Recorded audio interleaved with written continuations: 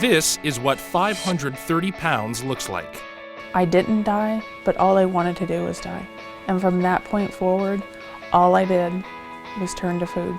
This is what a major weight loss looks like. It was either do that and live, or stay on this other path and die.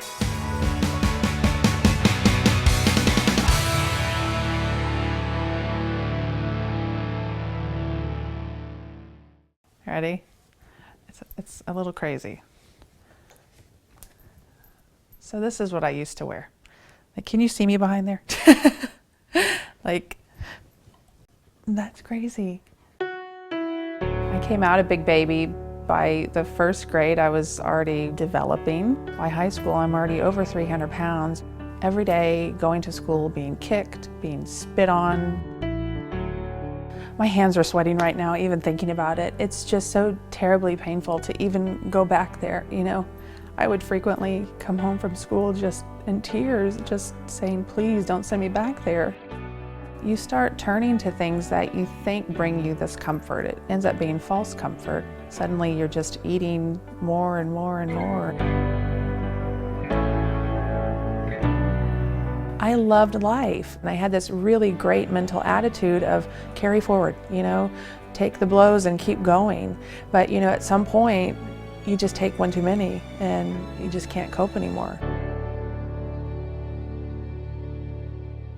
So at 24, I had a person living with me. And again, it was one of these people that you sort of think is your friend. We drive to this really, really sketchy part of town and get out of the car and we go inside and there are these people there and he says, I'll be back. And he left. And he had my phone and he had my keys and he took my car. And I was left there for 2 days. And I was told that I was there because he owed them money. And I was going to be used as payment. And so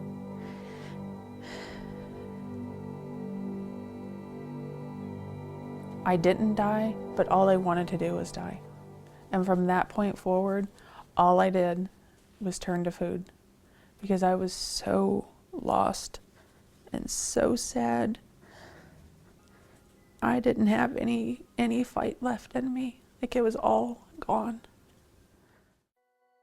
It got to the point where, you know, I'm eating to die. I'd become a recluse. I mean, I just didn't leave the house. I didn't work anymore. And about the only thing that I would do is I would go see my grandparents. My grandfather had suffered a pretty severe stroke. So I was there one day.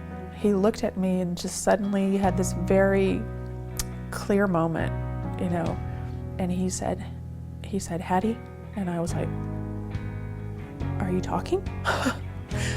He said, Hattie, I just want you to know how much I love you and how proud I am of you and how much I want you to be happy. And it was the most simple words. It just changed something in me. And I left there thinking, what am I doing? You know, I don't want to die. That next day, you know, there was a new path in front of me. So here was the old path, the path of death, and here was this new path. And all I had to do, sounds so simple, but all I had to do was have the courage to step off this path and get on this path. I was probably eating 4,000, 5,000 calories a day, down to 750 calories in a day, just like that, you know, because it was either do that and live or stay on this other path and die. And so everybody just got around me and kind of cheered me on and carried me in whatever capacity they could. I am so attached to Bear. He turned around and started taking care of me. There were days where I just was like, hey, I can't get up and walk. I'm just sore and I'm tired. And there was never a day that would pass by that he would let that happen. After that first year, you know, I had lost, you know, a lot of weight and I was able to, you know, move again. And I also joined the gym and I met Ray, who I started doing personal training with. There is this quality about me where when I become focused and determined, I kind of carry that.